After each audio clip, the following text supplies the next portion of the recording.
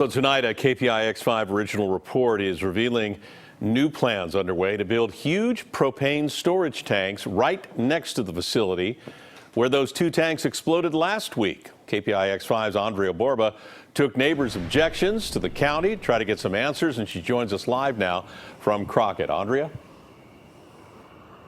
Well, Ken, I'm live in the Carquinez Strait, home to 5 Bay Area refineries. Neighbors here in Crockett, in Rodeo, and Hercules believe that if a proposal to allow Phillips 66 to build 6 butane and propane storage tanks on their facility, they believe that is a catastrophe waiting to happen.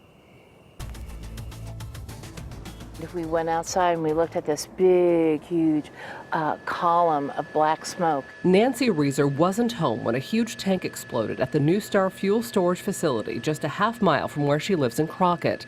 But trying to wind her way back on countryside roads after I-80 was shut down, she realized just how vulnerable her community is. Crockett is edged by water on one side, and we're surrounded by parkland on 3 sides. I was really worried about the wildfire potential. We were so blessed that Tuesday there was no wind. When we met up with her in Crockett, she told us the close call reignited her fear of a potential future danger. Phillips 66, the refinery right next to NuStar, wants to build a propane and butane recovery facility to make and sell its petroleum byproducts. The expansion project includes 6 high-pressure storage tanks, a loading rack, and 2 new rail lines to deliver the propane and butane to the refinery's marine terminal for export. According to USGS maps, the proposed location of the new tanks appears to be on an earthquake liquefaction zone, ground that would be especially vulnerable in a big earthquake. Nancy says the timing of the NuStar explosion the day after a 4.5 quake rocked the East Bay has everyone in town on edge. It was the forefront of everybody's thoughts. NuStar supposedly only had ethanol in its tanks.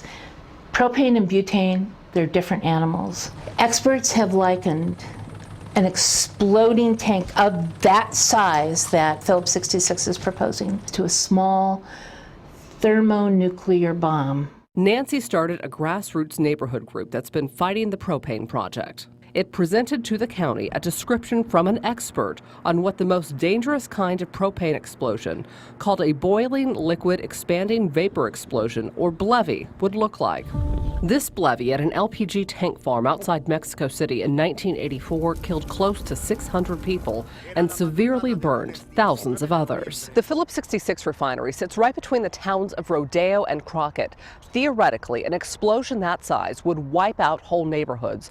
Community groups noted this in their lawsuit and stopped the project back in 2015, but we have learned it is back on the table. I understand their concerns. Contra Costa County Supervisor Karen Mitchoff voted for the Propane Recovery Project when it was approved in 2015. I feel comfortable with the safety procedures and controls that are in place. She points out Contra Costa County has a strict industrial safety ordinance, and the judge in his final ruling on the lawsuit upheld the EIR's analysis that the proposed tanks will not create additional hazards. What the judge threw out and asked us to redo was the part relative to air emissions. And that is where we are right now. Has the incident at NuStar and the earthquake and the flaring incident changed your thought on this in any way, or are you sticking to the judge upheld the hazard section?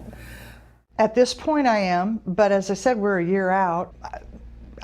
New information can come forward. Phillips 66 declined our request for an interview, but Bob Brown with the Western States Petroleum Association says California refineries are uniquely safe. These are some of the strongest safety standards anywhere in the world. So in terms of managing risk, I don't think anyone does it any better. What happens if an earthquake larger than a 4 or 5 happens around all of these refineries? Well, I think it remains to be seen where that is. But this man isn't waiting. The fact is that there's new information. Some of it everybody just saw and felt and breathed. Greg Karras is a scientist with Communities for a Better Environment, one of the groups that successfully sued to stop the Propane Project. These would be down on the bay. They're on Bayfill, they're in the liquefaction zone. This is a catastrophe waiting to happen. Back in Crockett, Nancy Reeser hopes this time the county gets the message and stops the tanks from being built. But she predicts it's going to be another long, drawn-out battle. The county is not protecting our lives. They're protecting the bottom line of the fossil fuel industry. Who are their masters? Who are they serving? Us or the refineries? Always.